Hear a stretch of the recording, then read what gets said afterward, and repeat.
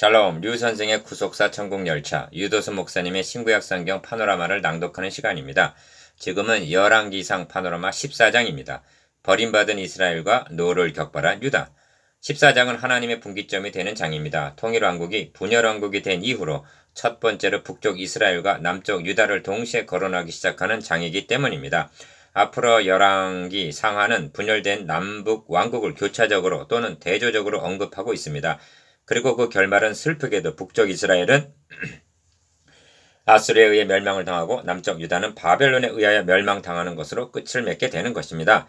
그런 뜻에서 14장의 중심 주제는 16절과 22절에서 구할 수가 있는데 여호와께서 여로보암의 죄로 말미암아 이스라엘을 버리시리니 한 16절, 버리심과 유다가 그 범죄한 죄로 여호와를 노엽게 하였다는 22절, 노엽게 함에 있습니다. 이 구분과 차이를 아시겠습니까?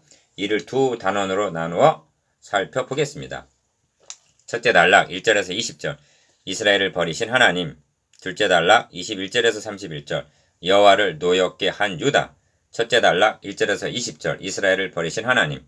14장은 그때 여로보암의 아들 아비야가 병든지라 하고 1절 시작이 되는데 먼저 북이스라엘을 언급합니다. 1절에서 15절까지는 여로보암이 자기 아내를 변장을 시켜서 실로에 있는 선지자 아히야에게 보내어 병든 아들에 관하여 묻게 하는 내용입니다. 문제는 여로보암의 아들이 병이 든 것이 문제가 아니라 여로보암의 집이 병들었다는 데 있는 것입니다. 이 점이 이어지는 말씀에 나타나는데 하나님께서 아히야에게 이르시기를 여로보암의 아내가 자기 아들이 병들었으므로 너에게 물으러 오나니 너는 이러이러하게 대답하라 하십니다. 5절 여로보암의 아내가 변장을 하고 문으로 들어올 때 아히야가 그 발소리를 듣고 여로보암의 아내여 들어오라. 너가 어찌하여 다른 사람인 채 하느냐. 내가 명령을 받아 흉한 일을 너에게 전하리니 합니다. 6절 여로보암 집에 전할 소식은 흉한 소식이었던 것입니다. 내가 여로보암의 집에 재앙을 내려 여로보암에게 속한 사내는 이스라엘 가운데 매인자나 노인자나 다 끊어버리되 거름 더미를 쓸어버린 같이 여로보암의 집을 맑게 쓸어버릴지라. 여로보암에게 속한 자가 성읍에서 죽은즉 개가 먹고 들에서 죽은즉 공중의 새가 먹으리니 하십니다. 10절 11절 그 이유가 무엇인가? 출발부터 다윗에게 세우신 메시아 언약을 배반한 12장 19절 잘못된 나라요. 시작부터 금송아지를 숭배한 반역한 나라이기 때문입니다. 이 점을 너의 이전 사람들보다도 더 악을 행하고 가서 너를 위하여 다른 신을 만들며 우상을 부어 만들어 나를 노엽게 하고 나를 너의 등 뒤에 버렸기 때문이라 하십니다. 9절 이처럼 북이스라엘은 이미 병든지라의 상태인 것입니다. 그리고 그 병은 회복하지를 못하고 죽음에 이르는 병인 것입니다. 12절 여로보암의 집의 병이 얼마나 치명적인가를 보십시오. 너는 일어나 너의 집으로 가라. 너의 발이 성읍에 들어갈 때 그 아기가 죽을지라. 온 이스라엘이 그를 위하여 슬퍼하며 장사하려니와 여로보암에게 속한 자는 오직 이 아이만 묘실에 들어가리니 하십니다. 13절 그런데 이는 여로보암 한 가문에 국한된 죄가 아니라 여로보암의 죄로 말미암아 이스라엘을 버리시니 이는 그도 범죄하고 이스라엘로 범죄하게 하였음이니라 하십니다. 16절 어떤 말씀이 연상이 됩니까? 그렇습니다. 화 있을진저 외식하는 서기관들과 바리새인들이여 너희는 천국문을 사람들 앞에서 닫고 너희도 들어가지 않고 들어가려 하는 자도 들어가지 못하게 하는도다 하신 경고입니다. 마태복음 23장 13절 우리는 13장 마지막 부분에서 여로보암이 이 일 후에도 그의 악한 길에서 떠나 돌이키지 아니했다는 13장 33절의 말씀을 대한 바가 있습니다. 이런 맥락에서 하나님의 사람을 베델로 보내신 것은 여로보암에게 회개할 기회를 주신 셈입니다. 그럼에도 불구하고 변장을 하여 선지자를 아니 하나님을 속이려는 계략을 꾸미고 있다니 여기에 회복할 수 없는 역대하 36장 16절 이스라엘의 병든 상태가 나타나는 것입니다. 여로보암이 왕이 된 지 22년이라 그가 그의 조상들과 함께 잠에 그의 아들 나답이 대신하여 왕이 되니라 합니다. 20절 둘째 단락 21절에서 31절 여호와를 노엽게 한 유다 솔로몬의 아들 르호보암은 유다 왕이 되었으니 르호보암이 왕위에 오를 때의 나이가 41세라 하고 이제 남동 유다에 대해서 말씀합니다. 어찌하여 유다를 먼저 언급하고 있지 아니할까요? 그것은 이스라엘이 유다의 거울이 되기 때문입니다. 이스라엘이 여호와 앞에서 심판받는 것을 보고 유다가 경성했어야 한다는 점을 드러내기 위해서인 것입니다.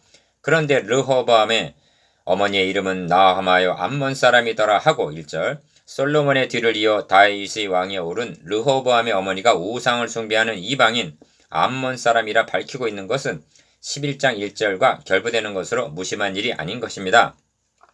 그러므로 이어진 말씀은 유다가 여호와 보시기에 악을 행하되 그의 조상들이 행한 모든 일보다 뛰어나게 하여 그 범한 죄로 여호와를 노엽게 하였으니 하면서 이는 그들도 산 위에와 모든 푸른 나무 아래 산당과 우상과 아셀의 상을 세웠음이라 합니다. 22절 23절 이 점을 에스겔 선지자는 그 아우 오홀리바가 이것을 보고도 그의 형보다 음욕을 더하며 그의 형이 가늠함보다 그 가늠이 더 심함으로 그의 형보다 더 부패하여졌느니라고 말씀합니다.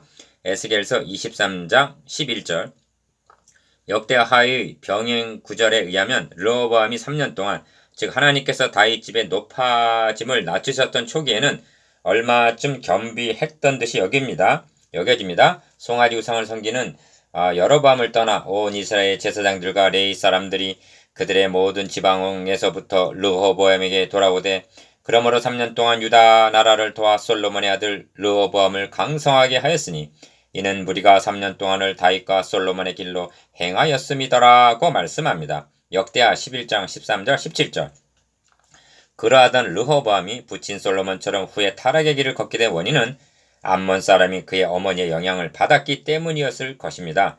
그러니까 솔로몬은 암몬 여인을 아내로 취하여 자신의 마음만 돌아서게 된 것이 아니라 아들에게까지도 대물림을 하였던 것입니다. 그 결과는 르호보암 왕 제5년에 애굽의 왕 시삭이 올라와서 예루살렘을 치고 즉 하나님께서 시삭을 들어서 유다를 징벌하신 것입니다.